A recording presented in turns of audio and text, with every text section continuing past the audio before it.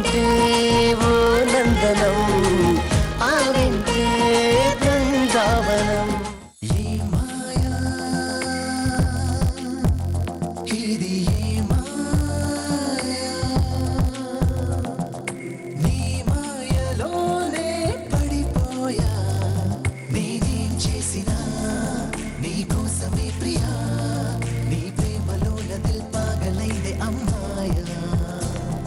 వీళ్ళది చాలా మంచి జంట అని ఆ దేవుడే నిర్ణయించినట్టున్నాడు.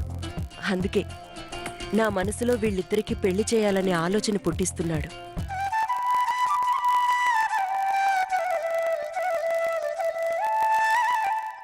ప్లీజ్ ప్లీజ్ వద్దు వద్దు పిన్ని గారు, మీకు దండం పెడతావు, వద్దు పిన్ని గారు. 5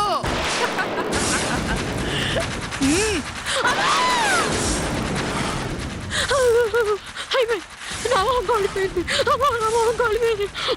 నన్ను హాస్పిటల్ తీసుకెళ్ళండి.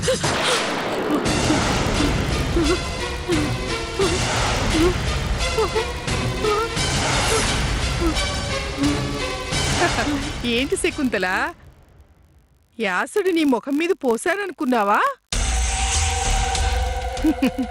నేను నీ అంత దుర్మార్గురాలి కాదు. నాకు కాస్త మానవత్వం ఉంది. ఎందుకంటే నేను మనిషిని కాబట్టి. నువ్వు చెప్పక్కర్లేదనుకుంటా. ఎందుకంటే నీ పాపాలు నీ కూతుర్ని వెంటాడినట్టు నేను చేసే ఈ పని వల్ల నా పిల్లలకు కూడా పాపం తగులుతుందని ఈ క్షణం నిన్ను వదిలేస్తున్నాను. ఇంకొకసారి నా జోలికి కానీ నా పిల్లల జోలికి కానీ వచ్చావంటే నేను వదిలినా పైన భగవంతుడనేవాడు నిన్ను వదిలిపెట్టడు. ఇందాకేమన్నావు? నన్ను నా భర్త దగ్గరికి పంపిస్తానన్నావు. నేను తలుచుకుంటే నిన్ను పైకి పంపించొచ్చు, కానీ క్షమించి వదిలేస్తున్నాను. వెళ్ళావు.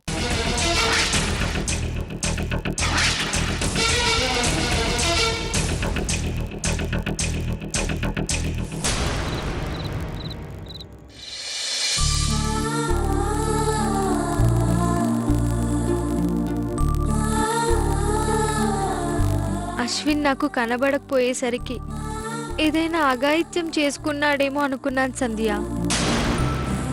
నాకేమైనా భరించగలను కానీ అశ్విన్కి ఏమైనా జరిగితే నేను తట్టుకోలేను సంధ్య. నందిని, అశ్విన్ నీకోసం అన్నవరం సత్యనారాయణ స్వామి గుడికి వెళ్ళి నీకు బాగవ్వాలని దేవుడు ముందే కోరుకుంటూ ఉండిపోయాడంటే నీ మీద అశ్విన్ ఎంత కేర్ తీసుకుంటున్నాడో నువ్వే అర్థం చేసుకోవాలి. నాకు అర్థం అవుతుంది సంధ్య, కానీ నాకు ఇప్పుడు అశ్విన్ని చూడాలనిపిస్తుంది, తనతో మాట్లాడాలనిపిస్తుంది. నందిని, నీకో గుడ్ న్యూస్, నీకొక సర్ప్రైజ్ న్యూస్ చెప్పనా? అశ్విన్ ఇప్పుడు సత్యనారాయణ స్వామి దగ్గర 100 కొబ్బరికాయలు మొక్కు చెల్లించి నీ ఆరోగ్యం బాగైందని తెలుసుకుని తిరిగి బయలుదేరాడంట. అంటే అశ్విన్ ఇప్పుడు ఇంటికి వస్తున్నాడా? అవును నందిని. అర్జెంటుగా అశ్విన్ని కలుసుకోవాలనుంది, కలిసి మనసారా మాట్లాడుకోవాలి.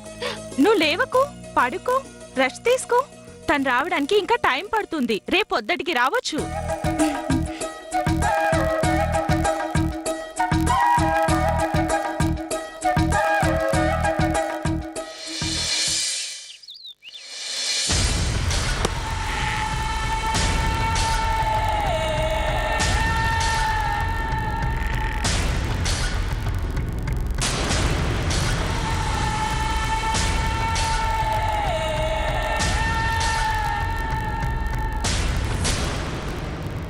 వదినయ్యా,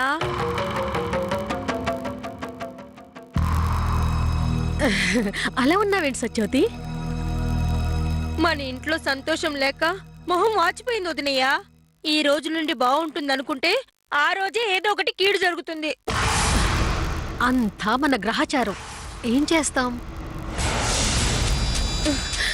ఇన్నాళ్ళు నేను అదే అనుకున్నాను వదినయ్యా, కానీ ఇది మనకు పట్టిన గ్రహచారం కాదు. మనల్ని పట్టి పీడిస్తున్న ఆ వైజయంతి దుర్మార్గం దాన్ని ఊరికి మన అందరి ప్రాణాలు తీస్తుంది. నీలాంటి అమాయకురాలు ఆవేశపడిందంటే నీకెంత బాధ కలిగి ఉంటుందో నేను అర్థం చేసుకోగలను సత్యవతి. నా కూతురు నందినిని కూడా చంపాలని చూసిన వైజయంతి నాశనాన్ని మనం చూడకుండా పోవు సత్యవతి. దేనికైనా టైం రావాలి. నువ్వు శాంతంగా ఉండు. ఆగు వదినయ్య.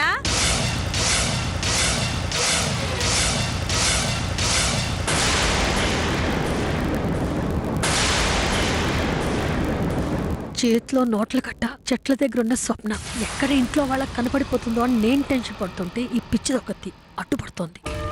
ఇప్పుడే వైజయంతి ఇంటికెళ్ళి మా మీద ఎందుకు అలా పగబట్టావని అడుగుతాం. ఏమంటావు వదినయ్య? సత్యవతి, నువ్వు ఊరుకో అంటున్నాను కదా. నీ కొడుక్కి ఎంగేజ్మెంట్ కాకుండా పోయిందని నువ్వెంతగా రగిలిపోతున్నావో, ఏకంగా నా కూతురు ప్రాణాలే తీయపోయిందని నీకన్నా రెట్టింపు నేను రగిలిపోతున్నాను. అయినా నేనెలా ఉన్నాను? కామ్గా ఉన్నాను కదా. అవకాశం వచ్చినప్పుడు ఆ వైజయంతిని కడిగి పడేయాలి సత్యవతి. మనం అనే మాటలకు సిగ్గుతో తల వంచుకుని ఊరేసుకోవాలి. అర్థమైందా? వదినయ్య, అప్పటిదాకా అంటే ఎప్పటిదాకా? పద ముందు అక్కడికి. ఇలా కూర్చో. అనవసరంగా ఆలోచించి బుర్ర వేడెక్కించుకుని ఆరోగ్యం పాడు చేసుకోకు. పదంటే 10 నిమిషాల్లో వస్తా. ఇక్కడే ఉండు, సరేనా?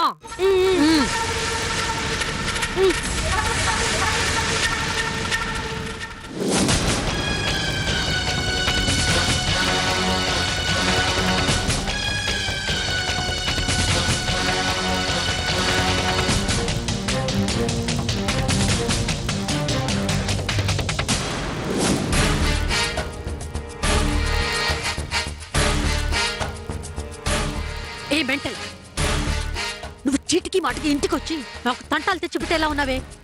డబ్బులు అవసరం. మాటలు అనవసరం. అకౌంట్లో వేస్తానని చెప్పానుగా, ఇంటికే రావాలా? ఇదిగో. ఇంతేనా? నీకేమీ జీతం ఇవ్వట్లేదు. నీ జీవితానికి ఈ మాత్రం సరిపోతుందిలే. చెమటోడ్చే పనులేం చెయ్యట్లేదుగా. నేనెంత రిస్క్ తీసుకుంటున్నానో మీకు తెలుసు. అప్పుడప్పుడు మీ దగ్గర డబ్బులు తీసుకుంటున్నాను, కానీ ప్రతి క్షణం చావుని కొని తెచ్చుకుంటున్నాను. నా ప్లాన్ బయటపడిందంటే నా శవం శ్మశానంలో పడుతుంది.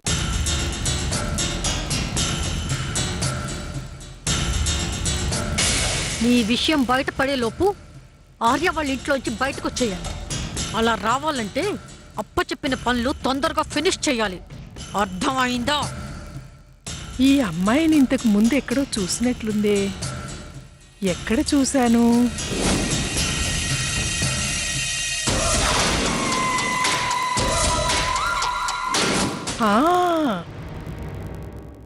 వనభోజనాలప్పుడు. ఇక్కడికి ఎందుకు వచ్చింది?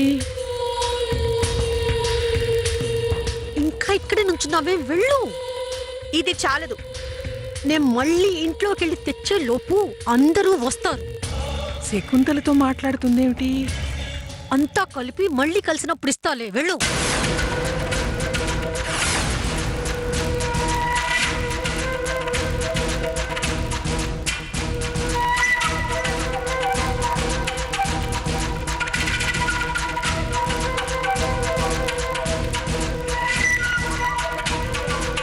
ఆగు, ఆగు, ఆగు.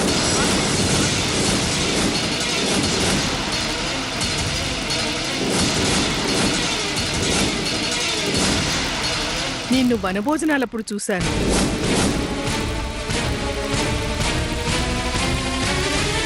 వైజయంతి వాళ్ళతో ఉన్నావు కదూ? నేనా? నేనే. శకుంతలతో నీకేమిటి పని? నేను టైలర్నండి. నాకు బోటిక్ ఉంది. శారీస్ కూడా అమ్ముతుంటాను. ఆవిడ డబ్బులు ఇవ్వాలి, అందుకే అడుగుదామని వచ్చాను. అవే ఈ డబ్బులు. వైజయంతి బట్టలు కూడా నువ్వే కుడుతుంటావా? నేనే కుడతాను. నేను వస్తాను. అర్జెంట్ పనుంది. అమ్మాయి ఆగు, ఆగమంటుంటే.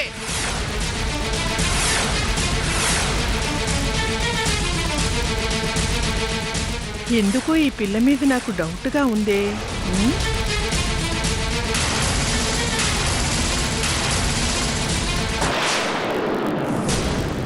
ఎవరై ఉంటుంది?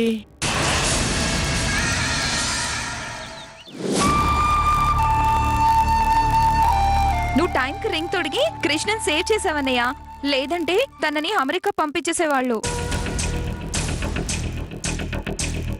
మన ఫ్యామిలీ కోసం కృష్ణ చాలా రిస్క్ తీసుకుంది. తను మనలో ఒకరిగా ఉండిపోవాలంటే పోలీసుల ముందు రింగ్ తొడగటం కరెక్ట్ అనిపించింది.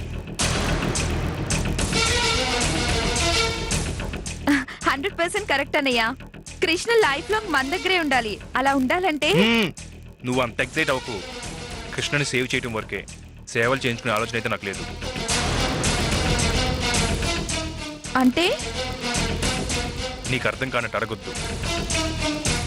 ఓకే ఓకే, ఇక్కడ రాసి పెట్టుంటే రింగు పెట్టిన అవసరం లేదు, ముహూర్తం పెట్టిన అవసరం లేదు, ఒక్కటైపోతారు.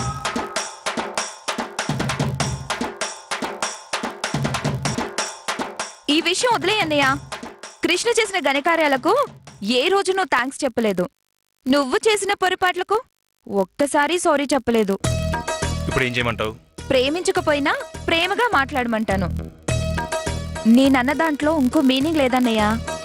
సీరియస్ గా ఉండే నువ్వు సర్ప్రైజ్ ఇస్తే కృష్ణ సంతోషపడుతుంది కదా అని. It's all right. నువ్వు అన్నట్టే థ్యాంక్స్తో పాటు సారీ కూడా చెప్తాను. కానీ ఇక్కడ కాదు, కృష్ణన్ రిసార్ట్ తీసుకెళ్ళి మంచి ట్రీట్ ఇస్తాను. రియల్లీ? థ్యాంక్స్ అన్నయ్య, థ్యాంక్ యూ సో మచ్. అప్పుడప్పుడు నువ్వు ఇలాంటి పనులు చేస్తే ఎంత ముద్దొస్తావు తెలుసా మా మంచి అన్నయ్య.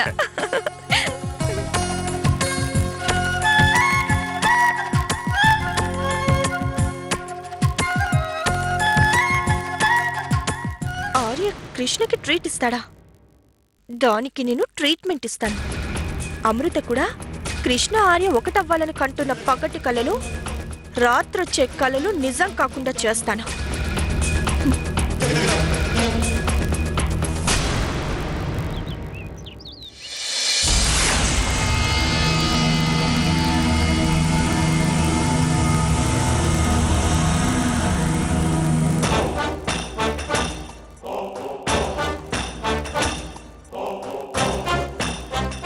ఏదో ఒకటి మాట్లాడుతూ పనిచేసేదానివి.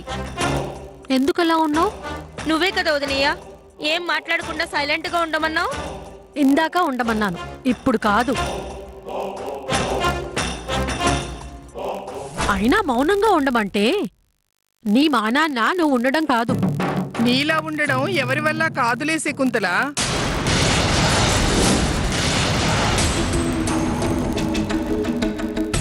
ఏంటి పిన్ని గారు సెటైర్లేస్తున్నారు? అలాంటిదేమీ లేదు గాని ఇందాకొచ్చిన అమ్మాయి ఎవరు?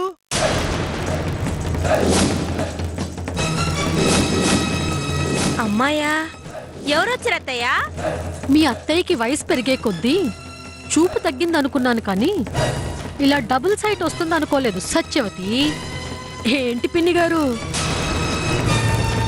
పక్కింటికి ఎవరో అమ్మాయి వస్తే మన ఇంటికి వచ్చినట్టు కనపడిందా? పక్కింటి అమ్మాయా? ఓ, నాకు డబుల్ సైట్ లేదు, నీకే బ్రెయిన్ డబుల్ గా ఉంది. ఆ పిల్లని నేను చూశాను, మాట్లాడాను కూడా.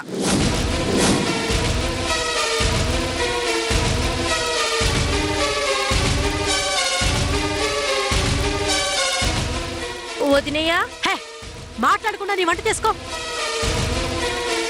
పెద్దవాడికి ఏదేదో మాట్లాడి గొడవ పెట్టుకోవడం అలవాటే కదా. అడిగితే నువ్వు చెప్పవు, నేనే ఆరా తీస్తాను.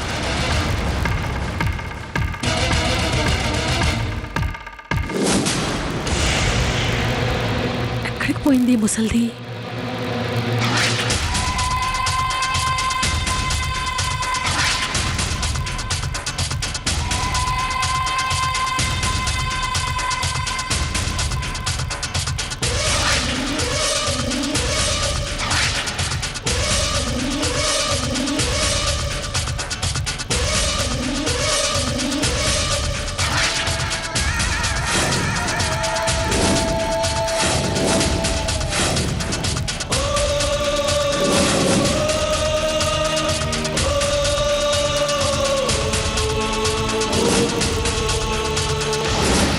అరగంట క్రితం వచ్చిన ఫోన్ ఇదే. స్వప్నానుంది, ఆ అమ్మాయే అయి ఉంటుంది.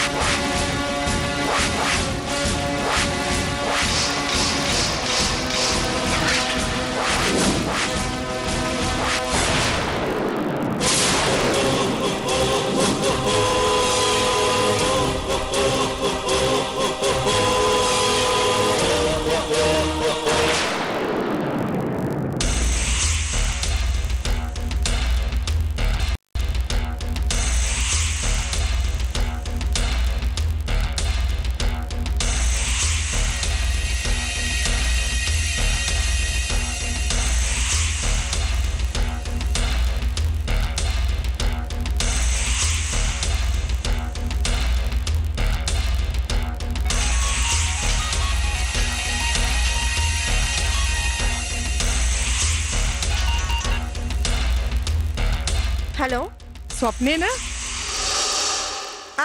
స్వప్ననే. మీరెవరు? వివరాలు చెప్తే కంగారు పడతావు, కలిస్తే వివరంగా చెప్తాను. ఎవరో ఏంటో తెలియకుండా ఎలా కలవమంటారు? నువ్వు టైలర్ చెప్తే నేను నమ్మలేదా? శకుంతలతో నీకేమిటి పని? ఇప్పుడు నేనెవరో తెలుసుంటుంది. ఫోన్ పెట్టేయకు, పర్సనల్గా కలువు. శకుంతల ఇచ్చే డబ్బు కంటే విలువైనది నేనిస్తాను. కలిస్తే నీకే లాభం.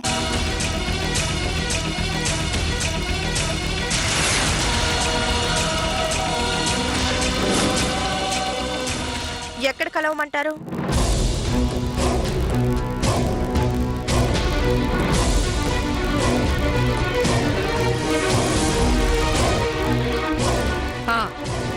అక్కడ కలుద్దాం.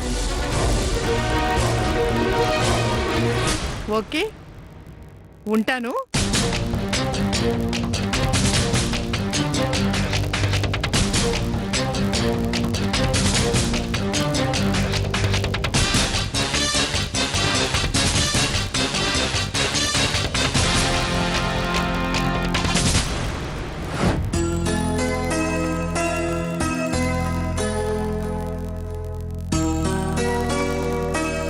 ఇప్పుడు ఎవరేమన్నారని బట్టలు సర్దుకుంటున్నావు? కంగారు పడకు, నన్ను పొమ్మన్నా పోను. ఏ? ఒకరు పొమ్మంటే ఎందుకు పోవాలి? పోనీ ఒకరు రమ్మంటే వస్తావా?